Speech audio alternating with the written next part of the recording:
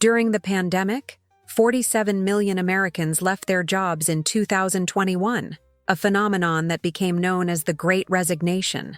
But here is an interesting reflection.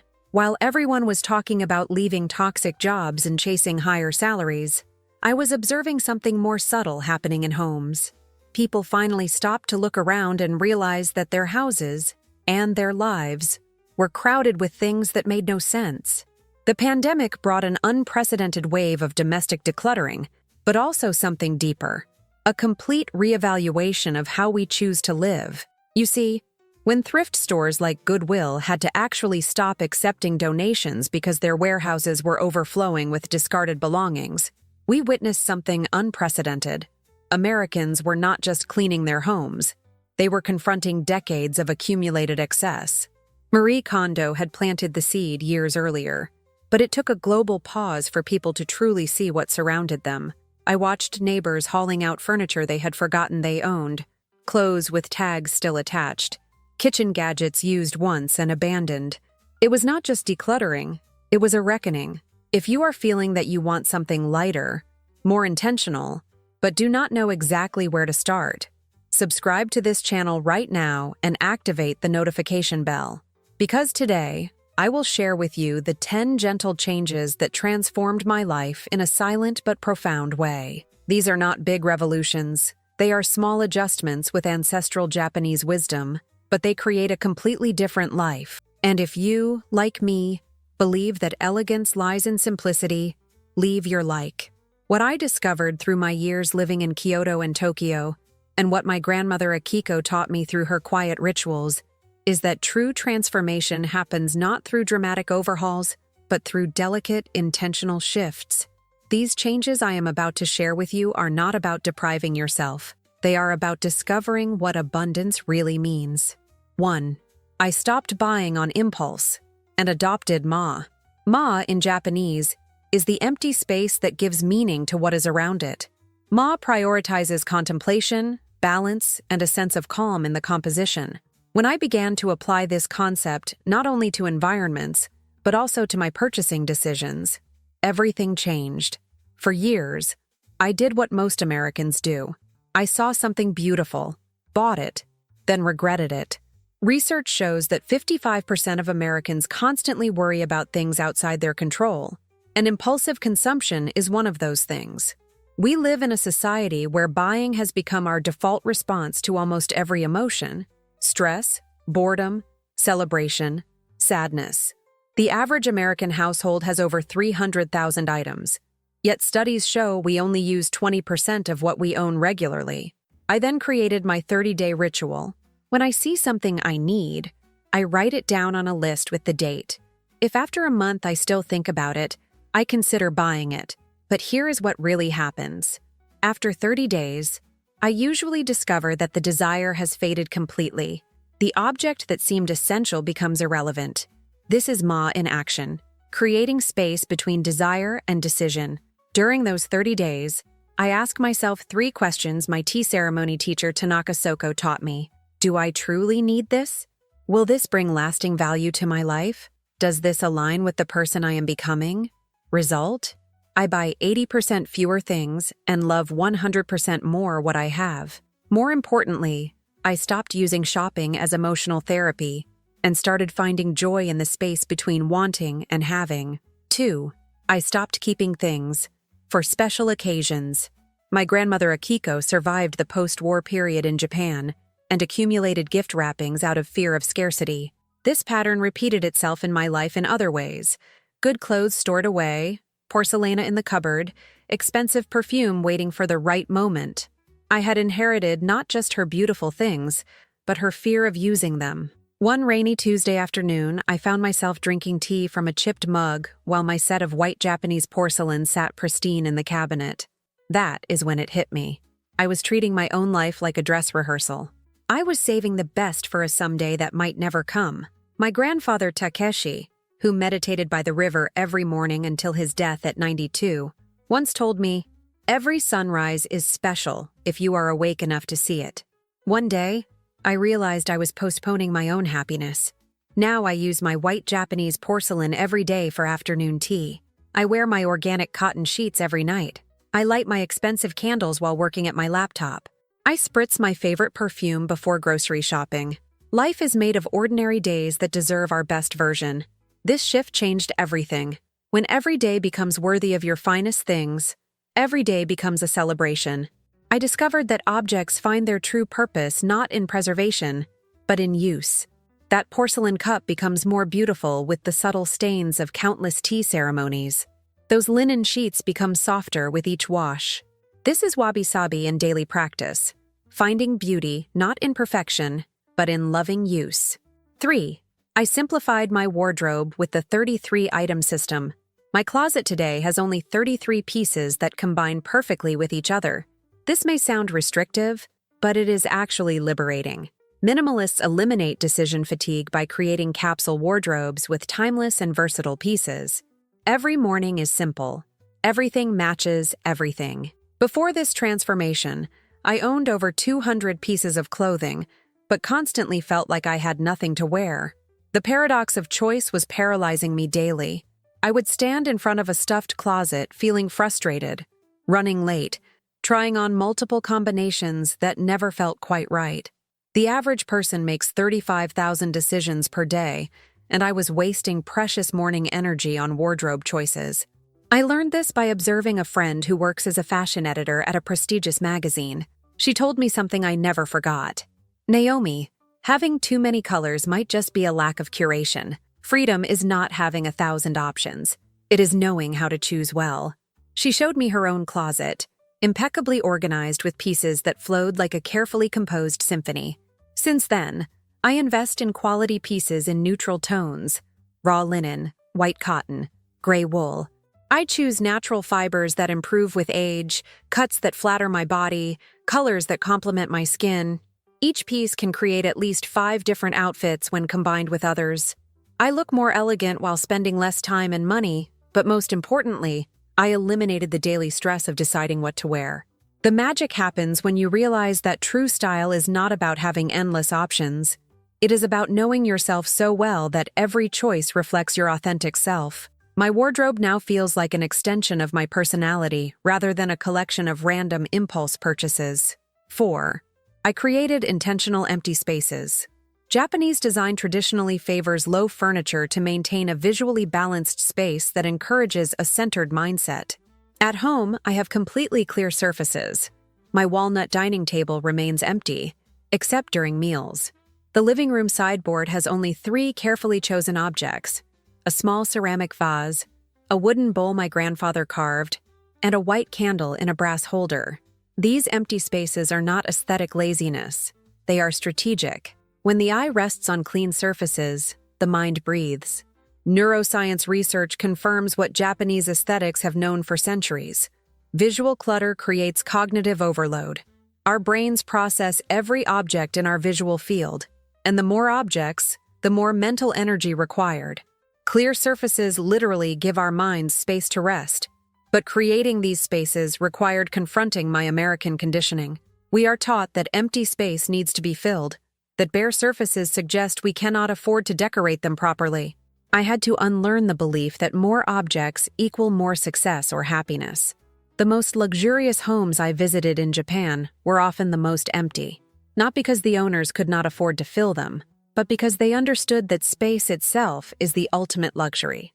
It is a luxury that money cannot buy. The feeling of calm that comes from an organized environment. When I walk into my living room now and see that clear sideboard, those empty stretches of wall, I feel my shoulders relax. The space breathes, and so do I. This is Ma made tangible. The understanding that what we do not place in a space is as important as what we do. 5. I digitized 90% of my documents. Organizing digital files weekly and eliminating unnecessary emails significantly reduced digital stress. I physically have only one drawer with essential documents: passports, certificates, some important contracts. Everything else has been digitized and organized in cloud folders with a simple, logical system that mirrors how I actually think and search for information. Before this transformation, I was drowning in paper, bills scattered across my kitchen counter, insurance documents stuffed in random folders, receipts crumpled in purse pockets. The physical clutter was creating mental clutter, and I was spending hours each month searching for important documents. The stress of not being able to find something when I needed it was affecting my peace of mind. The digitization process took 3 full weekends, but it transformed my relationship with information. I created folders by year and category: taxes, insurance, medical, home, legal. I photographed or scanned everything, named files with searchable keywords, and backed everything up in multiple locations. Now, when I need my car insurance information, I can find it in 30 seconds instead of 30 minutes. This change brought unexpected peace. There are no more scattered papers, lost bills, or that anxiety of not knowing where something important is.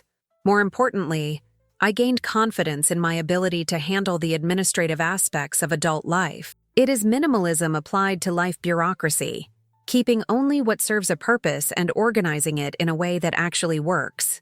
6. I adopted the mental furoshiki ritual. Furoshiki is the Japanese art of wrapping objects with fabric, but I apply this concept to wrap my days in intention. Just as furoshiki transforms an ordinary gift into something beautiful through mindful wrapping, I learned to wrap each day in purposeful ritual. Maximizing natural light is essential in Japanese design. It is about capturing the delicate interplay between light and shadow.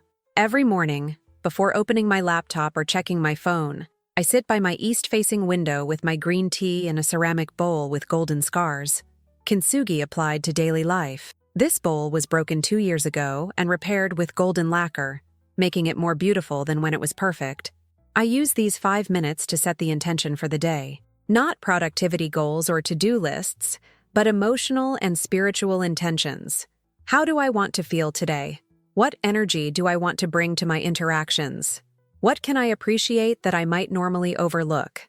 It is not productivity, it is presence. This practice grew from watching my grandmother Akiko perform her morning ritual in Kyoto. She would light incense, arrange a single flower, and sit in silence for exactly 10 minutes before beginning her day. She never explained what she was doing.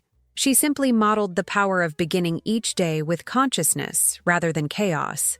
The furoshiki ritual creates a buffer between sleep and the demands of the day. It wraps my morning in intention the way furoshiki cloth wraps a gift, with care, beauty, and purpose. This simple practice has eliminated my tendency to wake up anxious about everything I need to accomplish and replaced it with a sense of grounded possibility. 7. I implemented the concept of Wabi-sabi in relationships. Wabi-sabi teaches finding happiness in small things and living in the present moment. I stopped forcing connections that do not flow naturally. I prefer few close friends to many superficial acquaintances, but this transition required courage and uncomfortable conversations. For years, I maintained friendships out of habit, history, or guilt rather than genuine connection. I attended social events that drained my energy, maintained relationships that felt one-sided, and said yes to invitations out of obligation rather than joy. The result was a social calendar that looked impressive but left me feeling empty.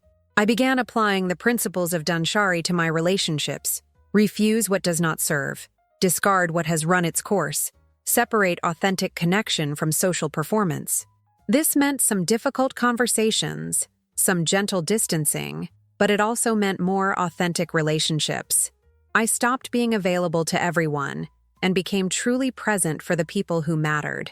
This shift was not about becoming antisocial or judgmental.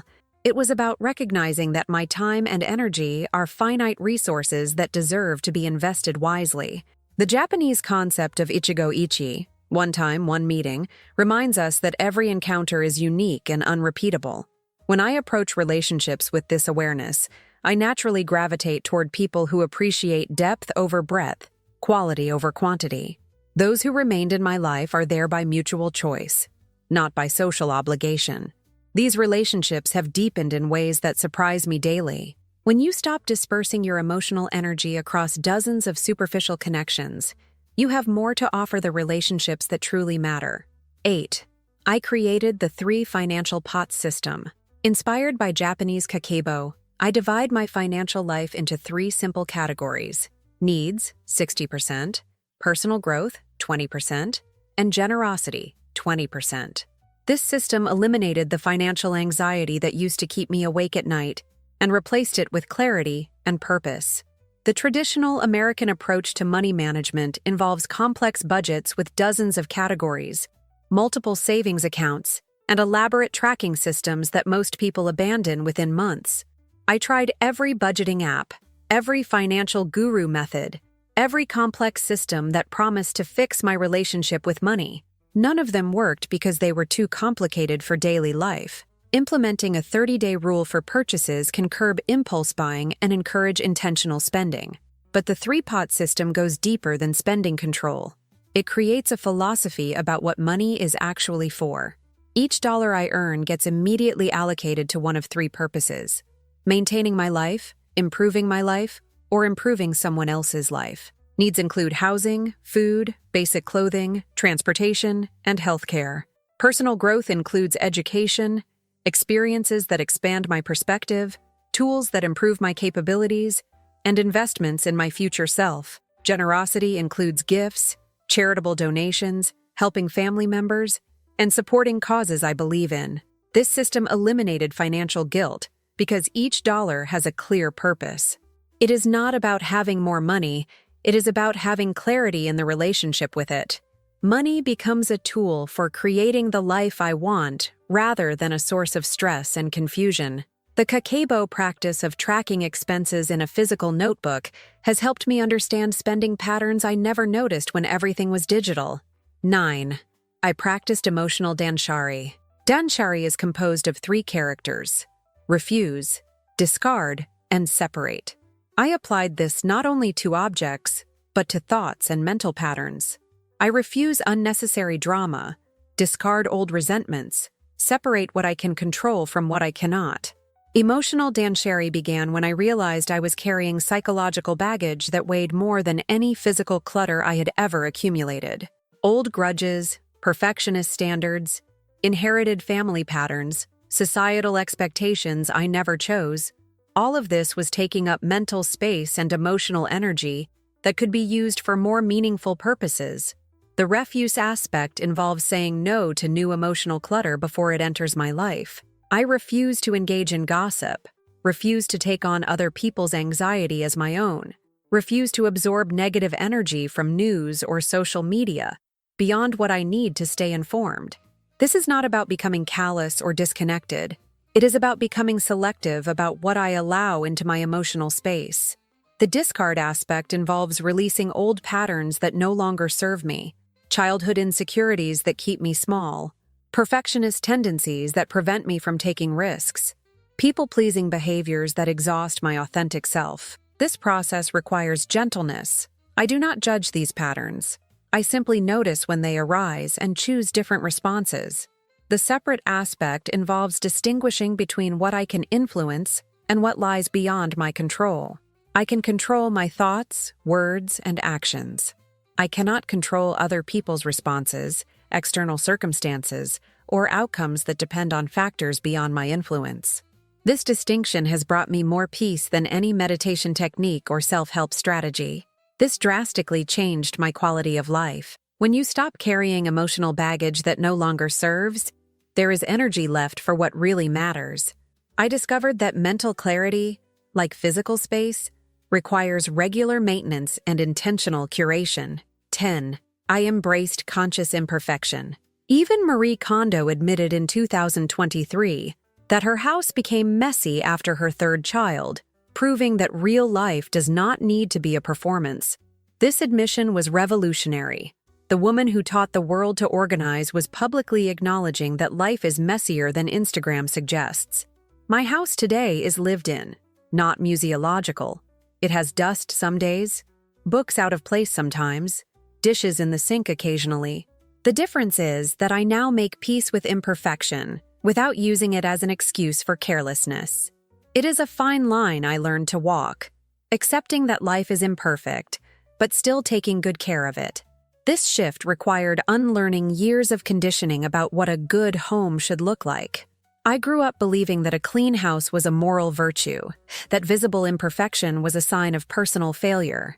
This perfectionist mindset was exhausting and ultimately counterproductive. I spent so much energy maintaining appearances that I had little left for actually living. Wabi-sabi taught me that beauty exists in the imperfect, the impermanent, the incomplete. The golden scars in kintsugi pottery are not mistakes to be hidden, but stories to be celebrated. The weathered wood in traditional Japanese architecture is not failure to maintain, but evidence of a life well lived.